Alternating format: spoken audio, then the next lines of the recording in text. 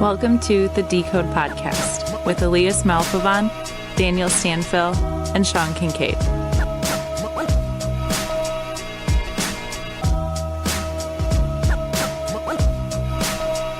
Welcome to SMTAI International 2025. Today we have I could say guest, but I feel like my buddy David Lee over here, Inovaxe.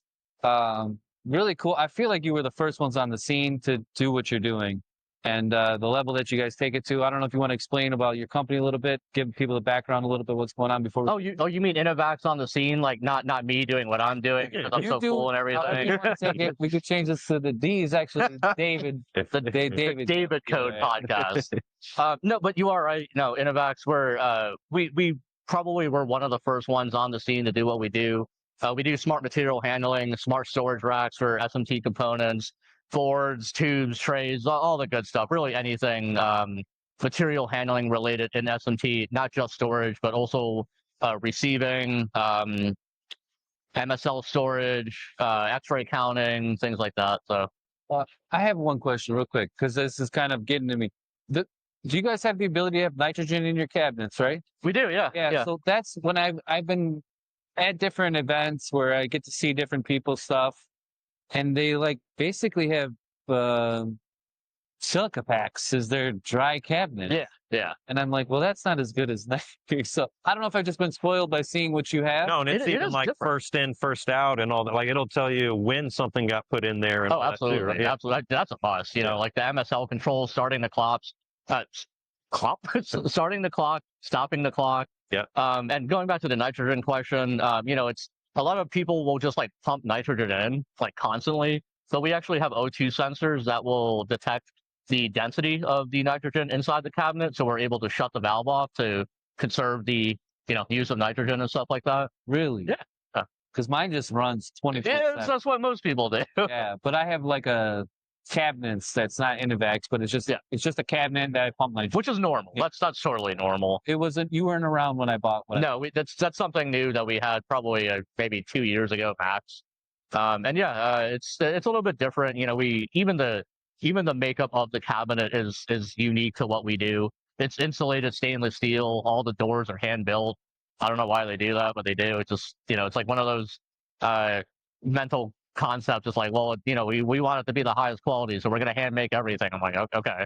So, I mean, it is what it is, right? So it's a very high quality product. I do like the end result of it, but it's insulated stainless steel, tempered glass. In addition to having the drying units inside the cabinet, we also put the heating elements in there. So we quickly bring it up to temperature to quickly dry out the cabinet and remove the moisture even quicker.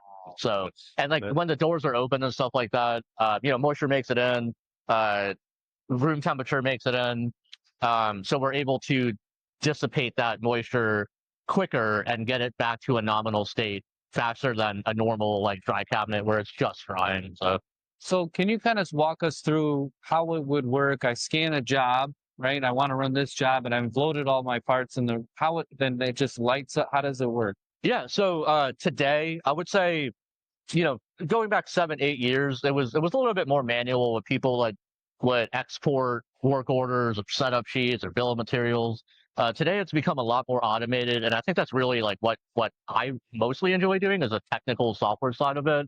Like my background's in software development, so I really like what we're automating today. I love the automation. I remember I said this last time on your podcast, and I showed a bunch of my friends, and they're like, "You're an idiot! Like, why would you say that on like a live podcast that's gonna be over LinkedIn?" I'm like, I'm transparent. I tell the truth about what I do. I'm not gonna make anything up or sugarcoat anything. But I love seeing the automation because it's like, look at all this work being done as I sit here and drink my coffee. Yeah, right. Yeah. So it's like, you have like this schedule of your production planning, whether you're a CM or an OEM. For CMs, that schedule could fluctuate day by day, hour by hour. Beyond that, I got to think of like, you talk about a normal situation that people are going to find themselves in at some point, no matter how good you are.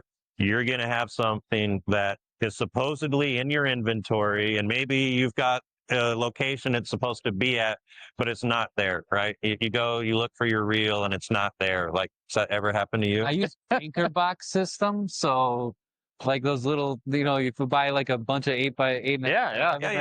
And it's in there somewhere. You just gotta. Yeah. But like if you have it in your ERP system or in your inventory, like, and you know you have it somewhere, but it's not physically where you expected it to be, how do you find it? Now you just get to go search, right? Yeah. But with you guys, like if you have it, you're gonna know exactly where it's at. Because like, it's a sensor-based system. Yeah, I mean, like I don't want to turn this into like an ad of Inovaxe. I really do just enjoy talking to you guys and talking about this industry.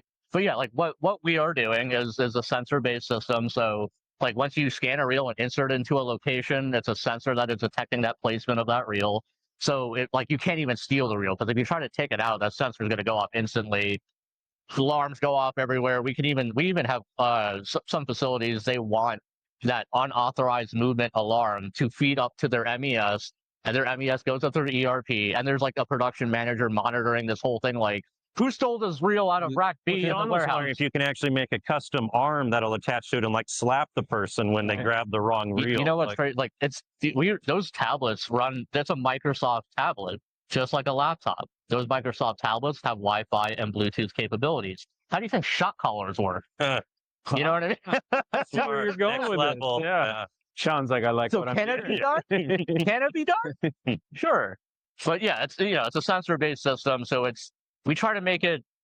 Well, I mean, we have made it as foolproof as it can physically become. Yeah. From a physical standpoint as well as a software standpoint, to eliminate the possibility of someone saying, "Oh, I scanned it in this location and now it's not there."